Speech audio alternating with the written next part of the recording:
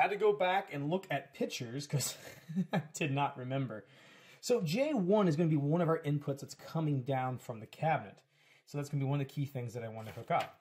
But as you can see, this is what's left of J1. It's kind of a mess. So even if I wanted to hook this up, which is kind of part of the problem with this machine, I'm going to have to put a brand new Molex connector on here. So that's something that we're going to go ahead and do. In order to do that, I'm going to have to kind of clean up these wires, remove this pin that someone's thrown on and this really burnt connector, and replace it with one of these. Now I only need an 8-pin, and this is a 9-pin connector. So what I can do is just go in here and actually just hack off one of them so that it's nice and neat. And then I would also want to key this plug, which I'll show. So let's do that first. I want to remove this one, so all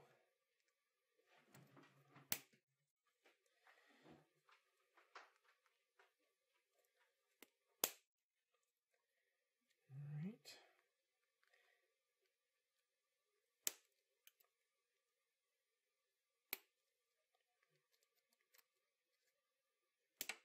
There we go. And now a 9-pin is now an 8-pin. And I can clean this up. I've actually gone as far sometimes of actually taking a Dremel and cleaning it up with a Dremel. But in this case, this is enough. All right, what has literally been 30 minutes me running around my house trying to find these, I wanted to kind of show some of the key ways that I do Molex connectors. So there's going to be a more in-depth video later, but I just kind of want to run over this real quickly. In terms of how to take your connector and then make it an actual Molex connector, you have to use some crimps. I use these terminals right here. These are Paragon connectors. They have a very interesting look. Let me see if I can show one here. So there is a Paragon connector, and it's going to be really hard for me to do this here. So it's got kind of an interesting, it actually hugs over the pin itself. And that is different, and I think I have an older style in here somewhere. It is different than these. Oh, nope, same one. I have some of the old school ones, and basically it's just known as a better terminal connection. I was looking for an old one that I may still have in this, but I don't see one. So what I'm going to do is I'm going to actually take this pin and basically crimp this on the end of the wire and then stick the pin right into the terminal with the appropriate side. Now, how do I know which wires go where? Well, just like anybody else, I have a reference sheet. So I'm doing J1. J1 is going to look like this, start with white, green, not used key, orange, blue, brown, brown, blue, red, blue. So I'm going to hit this appropriately. Now, on the blue, there's going to be 2 blue wires. They're both 6-volt DC. So it doesn't necessarily matter which one as long as I don't flip-flop like blue and brown. So since I'm doing this, I'm going to create my connector, and then once I create my connector, I then will test. Now, I will tell you that it is very possible, and some people may do this, but I do not, just taking these open wires, stripping them, hooking up a multimeter, and testing. And that's definitely possible.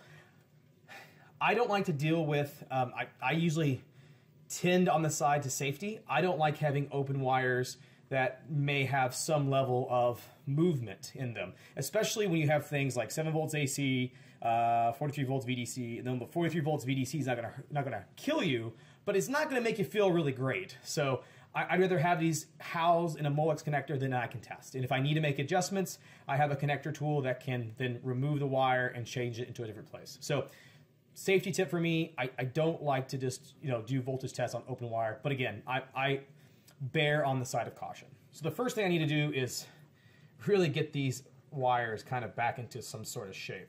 So I'm just going to kind of clean these up. All right, and that all gets thrown away. And I'm going to double check my wire count. I should have 1, 2, 3, 4, 5, 6. I have 1, 2, 3, 4, 5, 6, 7. Oh, am I missing a wire?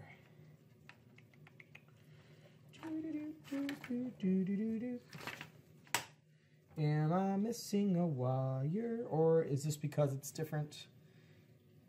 Oh, so good point. I forgot, J19, not used in all machines. So in this case, there is no 9-pin.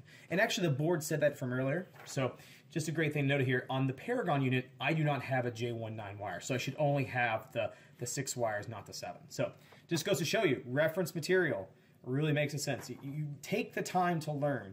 I'm going to do a video later on schematics, but if you search on things like Pinside, PinWiki's great for this as well. You'll find key areas like this that you could have, and you just store these papers later whenever you need them.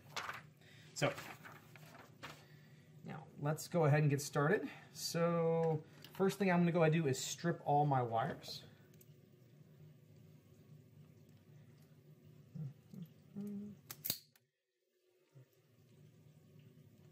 I don't need a lot of, now see if you look here, on my orange one, I probably exposed too much wire. I usually like about that much, what was that, 2 millimeters? So you don't need a lot of exposure, you just need enough that you can crimp once on insulation and then once on the actual wire itself.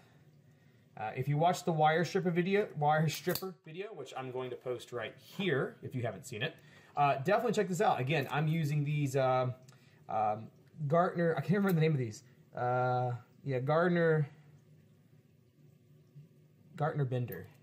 One day, I'm sorry, Gartner Bender, if you're watching this video, but your name has no frame of reference in my mind. But I'm using these Gartner Benders. I've had these for years. I really like them. I've just gotten so used to them. I do have those Irwins as posted in the video. I have started using those a little bit more. Thanks for those who've watched the wire stripper video and commented back. I've learned some things that I did not know, so I appreciate it. All right, so I showed these ratcheting ones. So these are going to be a ratcheting type of crimp connector. And what I mean by ratcheting is as I start to go in, you see that it will ratchet up so it can actually hold the crimp pin as you go. And you get to the top, comes back open. These are worth the money. I will tell you right now. And I'll post a link below on where to pick these up. And they're very cheap, maybe 20 bucks if I remember correctly. These ratcheting is, just buy these. The first ones I bought was these non-ratcheting ones. It does give you more of an insulation in the conductor in terms of laying out a lot more different sizes of AWG that you may be using or connectors. But I will tell you, for pinball and the pinball world, you know, I've found that these will do 99.99% of everything you need. So ratcheting, buy them. If you have not used them, they will change your life in a good way. So what I'll do is go ahead and I'll offer up the conductor here.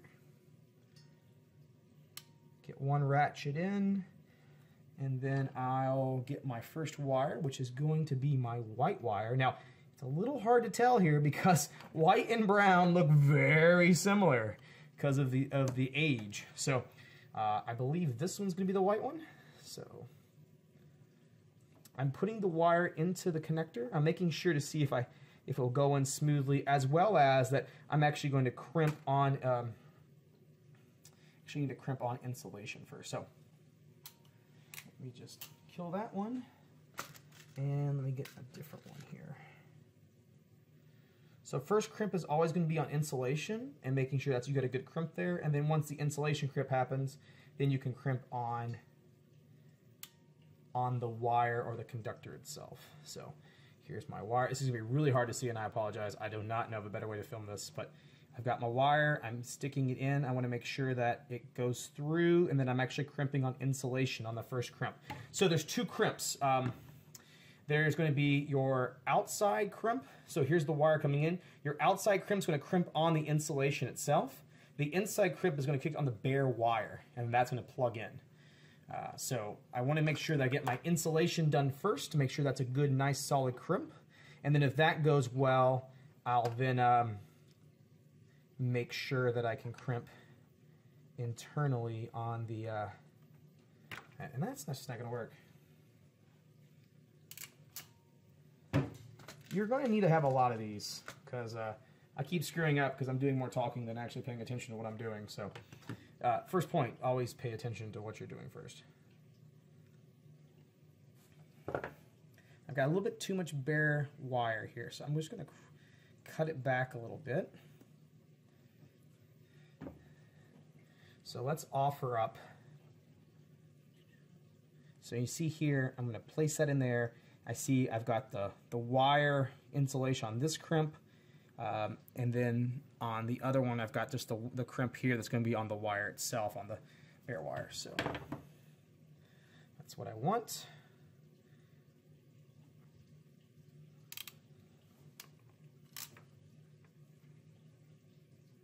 There we go. Hey, 8 trillionth times the charm. So now you can see here, put it a little closer. Now you can see I've got the one crimp on the insulation itself right there, but I still need to do that other crimp. So I'm going to put this back in and go to the little bit of the higher setting here on the 20 to 22. I'll lay that in. Push, and there we go. So now we've got a nice crimp right over there. I'm going to hit it one more time.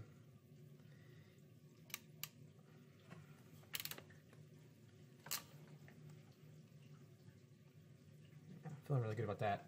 Yeah, so now I've got a nice crimp right there on that wire. So let me do the rest of these, and then after I get these, I'll build the connector out. Okay, so I'm off the struggle bus. Trying to do this and talk at the same time, just it's like walking and chewing gum for me. It didn't really work out. So now I've got everything crimped appropriately, and now I need to build my connector. So next thing I'm going to do is make sure I get my color options correct, because these colors have faded. So I need to make sure that white is actually white and brown is actually brown. So I'm going to select those appropriately. I believe this is white, so I'm going to hook that in. Next is going to be green.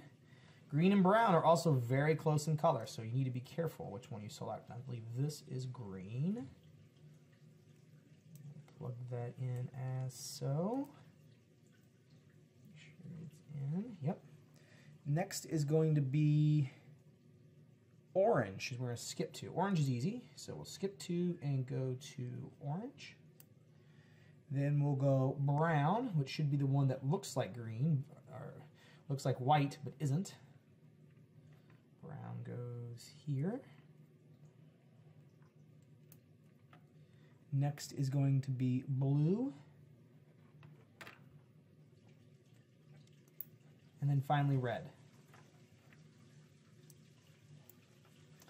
And you can see that I have a problem here. So I'm going to have to pop this one out, and it looks like I'm going to have to repin this one. It looks like it broke in the connector. So good to have that problem happen now. So let me fix that and get back. All right, so we've got our connector made. The last thing we just need to do is plug in our connector. All right, so we've got one down. So let's work on J2. All right, so here is our J2. We follow here with the yellow-black, ends with green. If we look at our reference sheet for J2, we see starts with yellow and black, ends with green. So we see our key there too, so orange and green should be to the right of the key. We see that we've got a key, and we have orange and green that's right to the key. So I know that this is J2, and that can plug in. Now, I will tell you, from a testing perspective, I probably would change this connector, but I think for now, we'll just leave it as is. So now, we've got all our connectors ready to go. The next thing to do is to test. Now, my shroud that I use for the transformer is actually sitting up in a vapor rust right now. So if I start doing testing and I want to test out these specific pins here, I don't want to get into this transformer. In fact, I think this one lug right here is 120 volts AC, which is, that could potentially be death. So if I'm testing this and I want to be able to test it appropriately, I want to make sure to stay away from that as much as possible.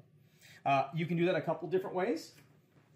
And the way that I'm going to do it is to use a multimeter with specific terminal ends, or test point ends, which I will use a test point, a alligator clip for black or for my ground. I'll switch that off, put that on brown, or excuse me, black. Jeez Louise. I'll hook this up to my ground here, my ground braid. And now I've got, let's see if I can get this all in the same picture. I've got my multimeter. Let's put it on DC volt source, and now I have this. So now what I can do is easily test my test points of the board and stay away from that transformer. So let's make sure that you can see that. You can. In order to test this, we're going to have to turn it on and plug it in. So let me do that.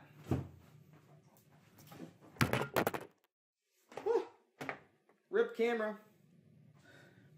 All right, so before I plug this game in, you want to make sure the game is off, at least at the switch underneath the cabinet. You don't want to be surprised plugging a game in and figuring out that it's on and may not be ready for it. The other thing that we also want to point out too here is I just have power coming to the rectifier board. I have nothing plugged in. So if we have an issue or we start getting the magic smoke because something's burning up here, we've got the ability to turn that off and not affect anything else in the machine. So now we got to do is just turn this on and let's see what happens. 3, 2, 1. All right, so we have some GI that has popped on. I don't smell or see any magic smoke. I don't smell or see anything that I'm concerned with. So now I've got my probe. I put one hand behind my back just so to make sure I'm not grounding myself to anything else. And let's just do some tests here. So the TP points are going to be really hard for you guys to see, but the TP points are they're just little touch terminals here. So the first terminal is going to be 12 volts DC, and we see that we have 12.7, so that's acceptable range. This one's going to be hard. This is plus 43 volts. It's 44.7, so that's acceptable. TP2, which is 230 volts VDC.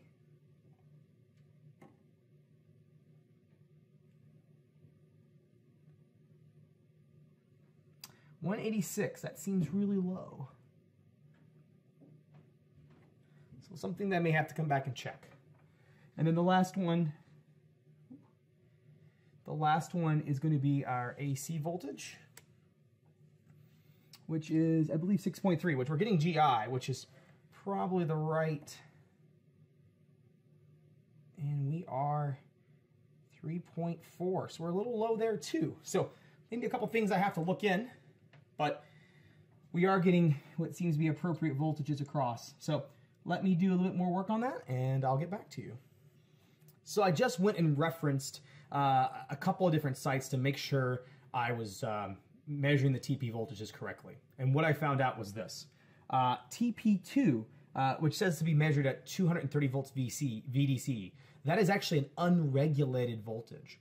So that means that when it's not under load, it's going to be less than it may be. And this is obviously not under load right now.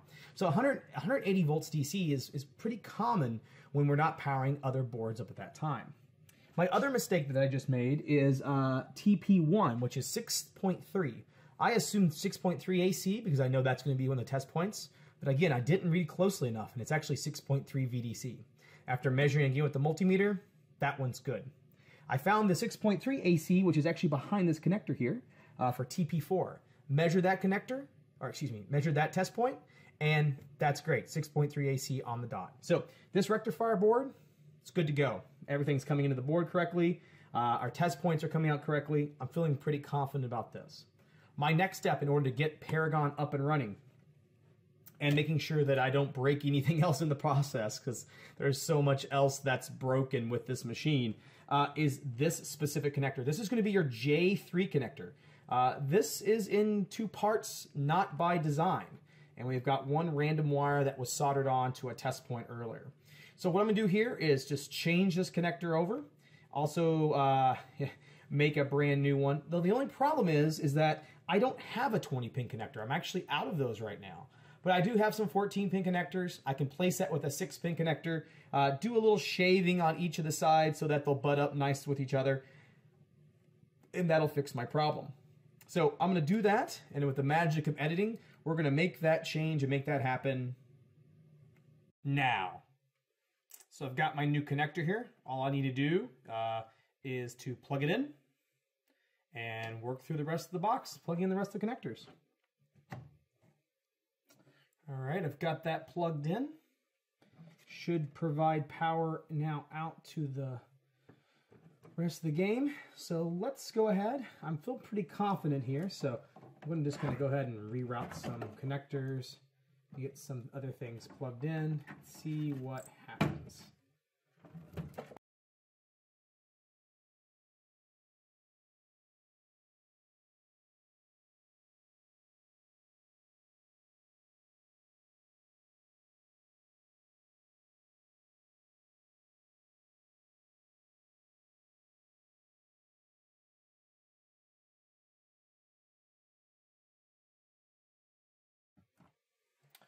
All right, so it looks like we've got everything plugged in. It's going to take a little bit of tension off by putting it in this connector there. I'll be able to take this off. Let's do a quick look. I've got one here. Where is that? There should be another one here. Yep, there it is. So let's plug this in.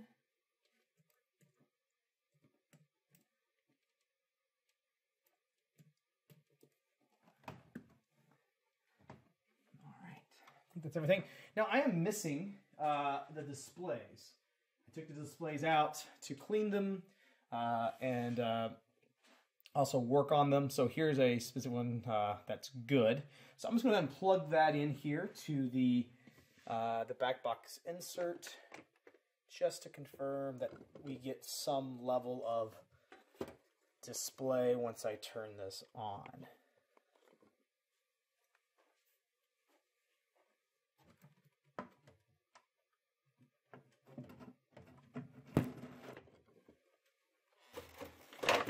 And I knock everything over.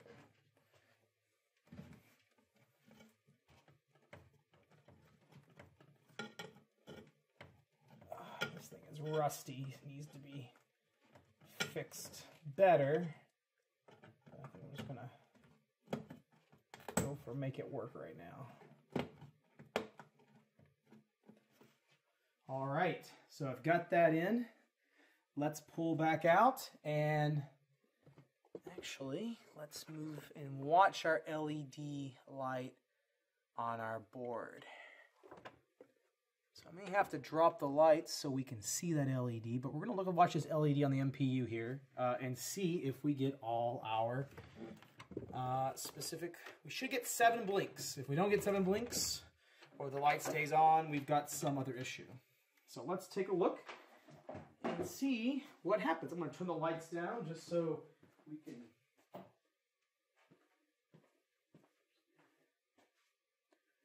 All right, taking a look, make sure I've got everything plugged in. Take one last check. Plugged in, looks appropriate. Visually inspected, everything looks good. All right, let's give it a shot. 1, 2, 3, 4, 5, 6, 7. It's alive!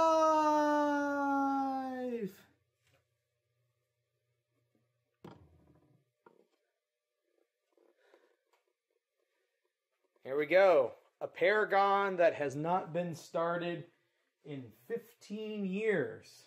Back to life. Nothing smoking. Always a good always good from there. So let me just move some of my key things off the way here so we can get a better idea. I do not believe there's a ball in this, but I can definitely add a ball in.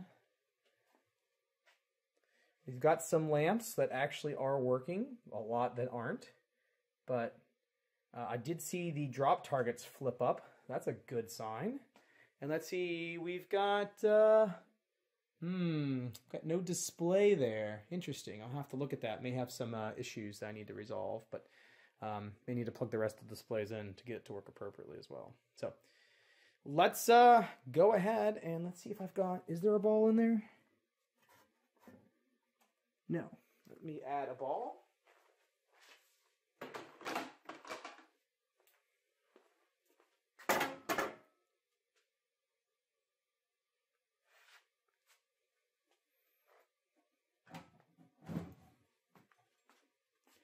See if I can add a credit. It's really hard to reach. There we go.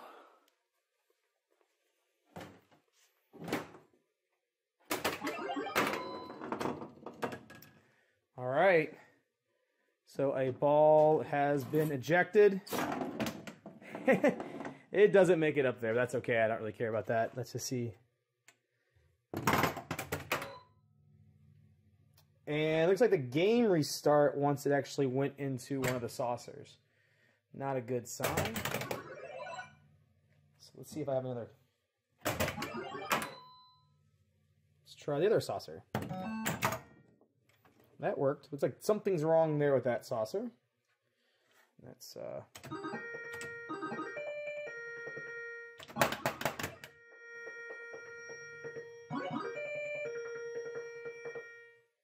right.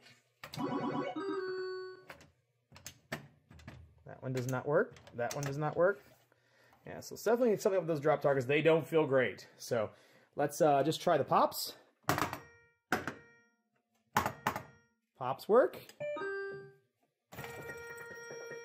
Spinner works. This pop down here does not seem to register. Let's try the flippers. Flippers are dead. So looks like there's definitely some issues going on here. Let's go down our little... Yeah. Well, that's fun.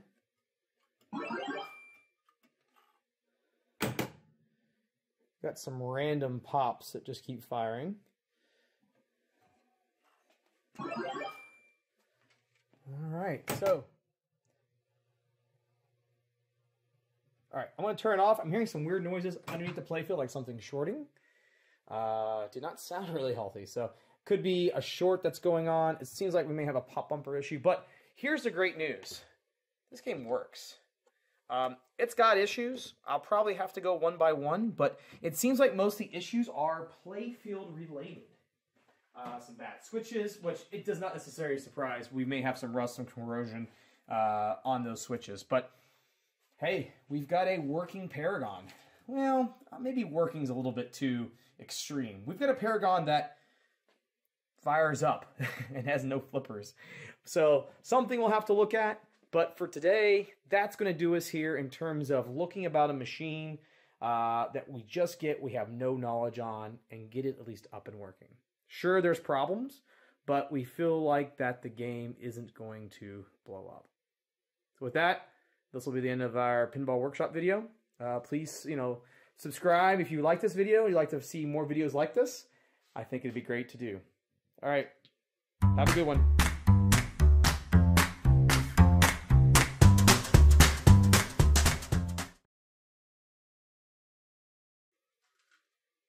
Where's my ratchety guy? Ratchety guy! Ratchety guy, where are you? Ratchety thingamajig.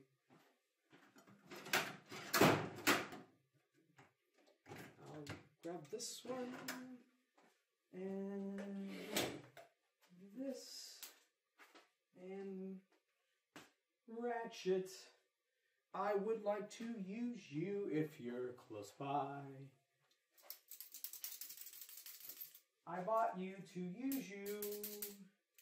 Where did you go? Ratchet, Molex Connector. When you have too many tools and you don't know where they are. Ratchet Connector. Where could you be? Ratchet Connector. I would love you to be close to me. Son of a...